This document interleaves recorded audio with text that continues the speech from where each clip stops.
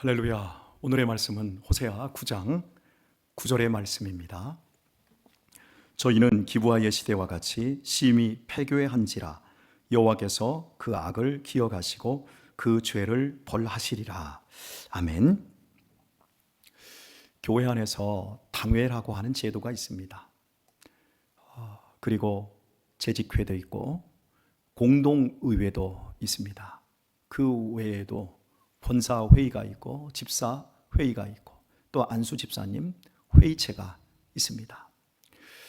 회의를 합니다. 그러면 회의를 통해서 얻어내고자 하는 것은 무엇입니까? 많은 사람들이 세상의 회의체와 교회 안에서의 회의체 안에서 도출되어야 할 결론을 헷갈려 합니다. 예를 들면 교회에서 회의해서 결정하고자 하는 것은 사람들의 중질, 즉 사람들의 뜻을 하나로 모으는 것에 결론이 있지 않습니다. 회의하는 이유는 하나님의 뜻을 알기 위해서입니다.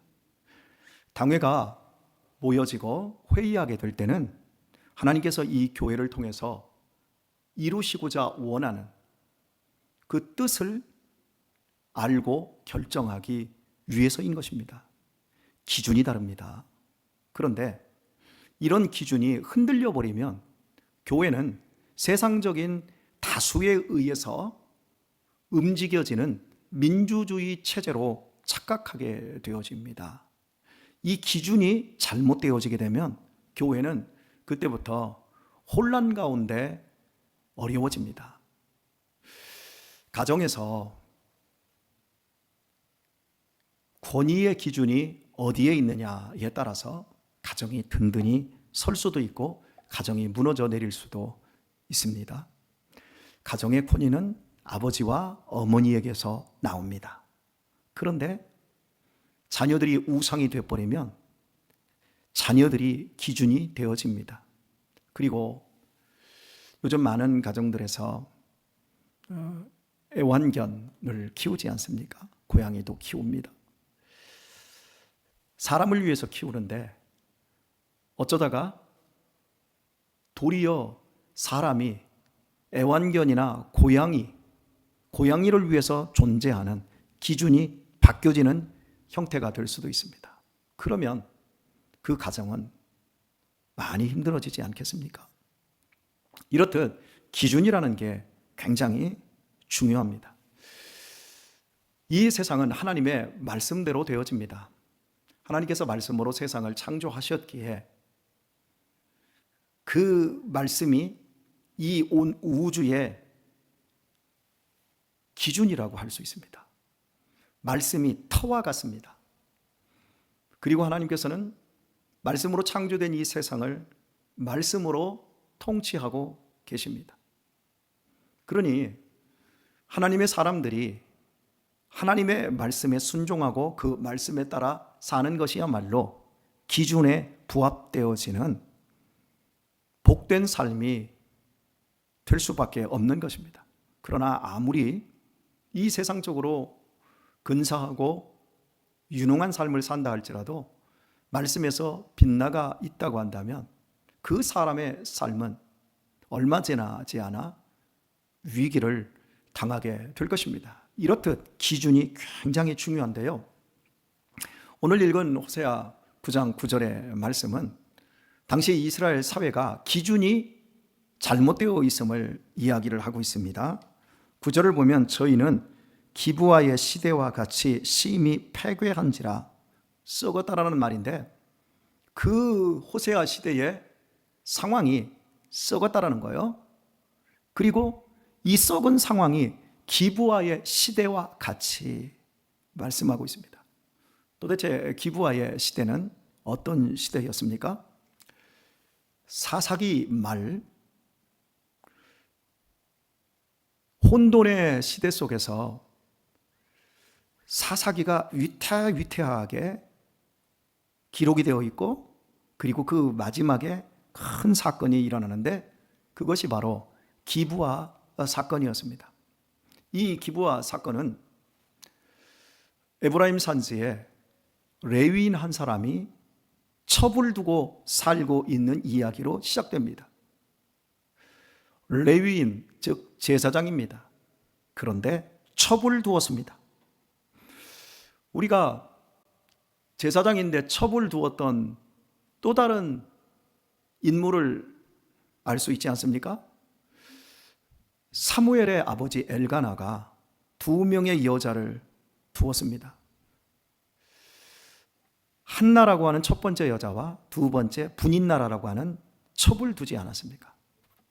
제사장들이 첩을 두었습니다. 정상적이지 않습니다. 기브아 시대가 바로 정상적이지 않은 시대입니다. 하나님께서는 일부 일처제를 말씀을 하고 그 일부 일처제를 가장 중심에 두고 실천해야 될 사람들이 말씀을 맡은 사람들, 선지자나 제사장들입니다. 그런데 레위인이 첩을 둔 얘기로 기브아 시대를 이야기를 합니다. 그런데 이 첩이 바람이 났습니다. 그리고 도망을 쳐버립니다. 그리고 이 첩의 집은 베들레헴입니다. 레위인은 두 번째 부인인 이 첩을 찾기 위해서 이제 나귀를 타고 베들레헴에 갑니다.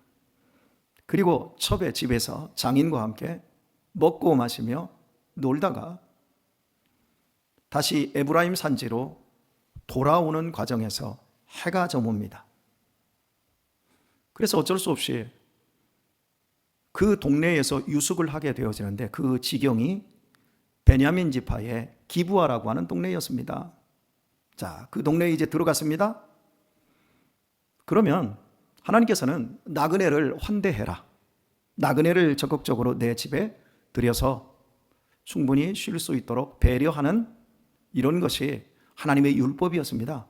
그런데 저녁이 다 되도록 환대해 주는 사람이 없습니다.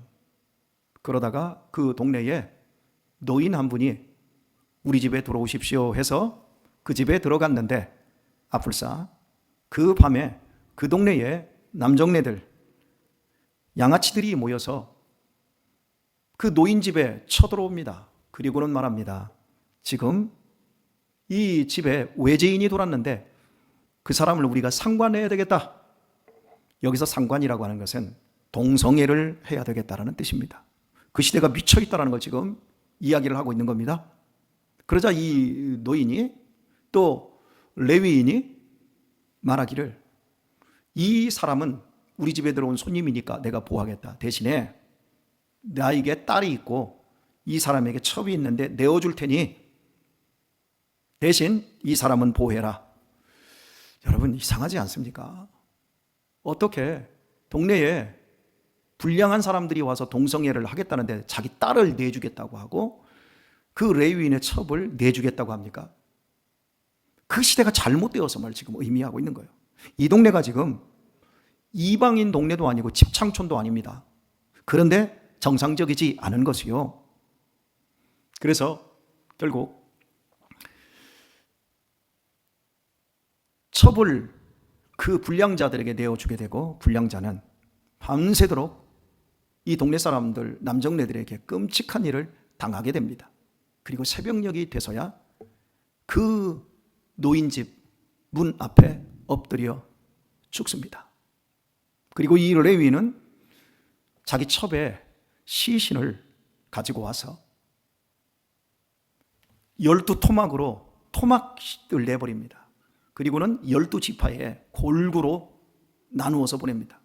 그리고 말합니다. 어떻게 하나님의 백성인 우리들 안에서 하나님의 나라 안에서 이런 폐악한 일이 일어날 수 있느냐. 이건 가만히 있을 수 없다. 모여라. 그리고 저 기브아 사람들을 혼내주자 나가게 됩니다. 결국 사람들이 모입니다. 12지파가. 한 지파는 빠졌겠지요. 베냐민 지파. 베냐민 지파 내에 기브아 족속이 들었으니까요. 이 베냐민 지파는 무슨 말이냐? 너희들이 우리를 죽이려고 하느냐? 그러면서 전쟁이 일어납니다. 그리고 그 전쟁 속에서 많은 사람들이 죽임을 당하는데 베냐민 지파의 남자들 600명만 남고 다 죽임을 당하는 끔찍한 내전 상황이 발발하게 되어집니다. 바로 지금 이걸 얘기하고 있는 겁니다. 호세아 시대가 이 기브아 시대처럼 썩었다. 그래서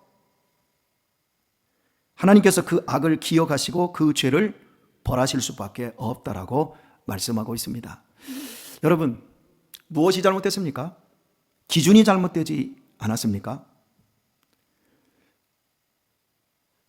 레위인이 첩을 것이 기준에서 잘못된 거고, 레위인이 자기가 살겠다고 자기 부인을 불량자들에게 내어준 것도 잘못된 거 아닙니까? 기준이 잘못되었는데 기준을 바로잡겠다고 형제를 죽이겠다고 하는 사람들도, 실제로 형제를 죽인 이스라엘 11지파의 사람들도, 그리고 자기 지파 내에서 그런 끔찍한 일이 벌어졌을 때 회개할 생각은 하지 않고 도리어 그들을 보호하기 위해서 전쟁에 응대하고 결국 모두가 피를 흘리는 이런 모습, 기준이 어디에서부터 잘못되었습니까? 하나님의 말씀을 맡은 레위인에게서부터 잘못됐던 겁니다. 사랑하는 교우 여러분, 한 시대의 도덕적 표준은 기독교에 있습니다. 언제나 기독교인들의 삶에서 그 시대의 윤리적인 표준이 세워지고 그것을 따라가게 되어집니다. 그래서 교회의 이 표준이라고 할 수 있는 이 도덕, 이 윤리 기준이 낮아지면 세상은 더 낮아지게 되어집니다. 그때 반드시 나타나는 하나의 모습이 음란해지는 거예요. 그리고 그 음란함은 동성애로 와버려요. 그러니까 동성애가 팽배해진다라고 하는 것, 동성애를 부끄러움으로 여기지 않는다라고 하는 것은 그만큼 기독교 윤리가 땅바닥에 떨어졌다는 것이고, 동성애가 지금 판을 치고 있다는 것은 하나님의 심판이 임박했다라는 의미라고 할 수 있겠습니다. 소돔과 고모라 성이 멸망할 때도 동성연애 때문이었습니다. 그리고 기브아 시대에도 마찬가지였고, 오늘 호세아 시대에도 이 시대와 마찬가지로 사람들이 동성연애가 판을 치고 있었습니다. 기독교는 기준입니다. 성도의 삶은 세상의 기준입니다. 이렇게 살아야만이 복을 받을 수 있습니다. 이렇게 살아야만이 안전할 수 있습니다 라고 하는 것을 보여주는 표준이자 기준입니다. 이 기준이 낮아지면 끝나버리는 겁니다. 목사들의 삶의 기준이 세상 사람들처럼 낮아지면 세상은 화를 입습니다. 교회 안에서 목사의 기준이, 삶의 기준이, 도덕적인 기준이 낮아지고 약해지면 성도들은 반드시 화를 입습니다. 그래서 레위인은 첩을 두면 안 됩니다. 다른 사람이 첩을 둔다 할지라도 그 부분을 경고해 줘야 되고, 그 부분을 바로 세워줄 수 있는 파수꾼의 역할을 해야 하는 겁니다. 그런데 그것이 되지 않으면 오늘 본문 주님께서 말씀하신 대로 여호와께서 그 악을 기억하시고 그 죄를 벌하시리라, 이런 결과가 오게 되어지는 거지요. 오늘의 말씀을 맺도록 하겠습니다. 사랑하는 교우 여러분, 오늘날 이 시대 아무렇지도 않게 죄를 짓습니다. 제 어린 시절 30년 전, 40년 전에 교회 안에서 엄숙하고 굉장히 율법적인 부분이 강했어도 도덕적인 기준 역시 높았습니다. 그러나 오늘 우리 시대 너무나도 낮아지고 약해진 것을 보게 되어집니다. 오늘 제 어린 시절에는 동성연애가 너무나도 부끄러운 죄악임을 알았기 때문에 모두가 두려워했습니다. 하지만 지금은 동성연애자들이 도리어 거리로 뛰어나와 동성연애를 인권이라고 하는 말로 말하고 있고, 대부분의 국민들 역시 그것을 동조해주고 있습니다. 하나님의 진노가 임박해 있습니다. 우리의 도덕적인 기준을 높여야 합니다. 어떤 분이 저한테 이런 시비를 걸었습니다. 목사님, 왜 지난 10월 27일 날 서울에 가지 않으셨습니까? 목사님은 동성연애를 지지하는 것입니까? 저한테 그런 말씀을 했어요. 제 대답은 간단했습니다. 저는 남자하고 안 삽니다. 저는 이대인이라고 하는 여자하고 살고 있습니다. 그리고 내 자식들도 정상적인 사람과 이성과 결혼하게 될 것입니다. 내가 동성연애를 지지하는 사람 같습니까? 저는 동성연애라는 것, 이런 부분들로 어느 정치적인 집회에 참여하지 않았다고 해서 동성연애자로 몰아가고 있는 이런 사람들을 저는 결코 용납할 수가 없습니다. 교회의 말씀의 기준은 동성연애를 없애는 것을 정치적으로 몰아가는 데 있는 것이 아니라 건강한 가정을 예수 그리스도의 십자가로 세워가는 것입니다. 예수 그리스도의 십자가가 말씀의 기준이자 중심에 있는 겁니다. 어떤 한쪽 것을 합리화시키고 그것을 이루기 위한 하나의 수단으로 말씀이 변질되는 것은 기준이 잘못되어지는 것입니다. 사랑하는 교우 여러분, 하나님의 말씀의 기준이 절대로 흔들리지 않도록 하십시다. 저 역시 더 높은 도덕적인 기준들을 세워가고 지키기 위해서 애를 쓰겠습니다. 여러분들 역시도 그리해 주십시오. 그것이 우리가 살고 우리 시대를 기부와 시대와 같은 이 악함과 하나님이 벌 주실 수밖에 없는 상황 속에서 건져낼 수 있는 유일한 방편입니다. 오늘도 높은 기준으로 사십시오. 영광이 여러분에게 있기를 우리 주 예수님의 이름으로 축원합니다.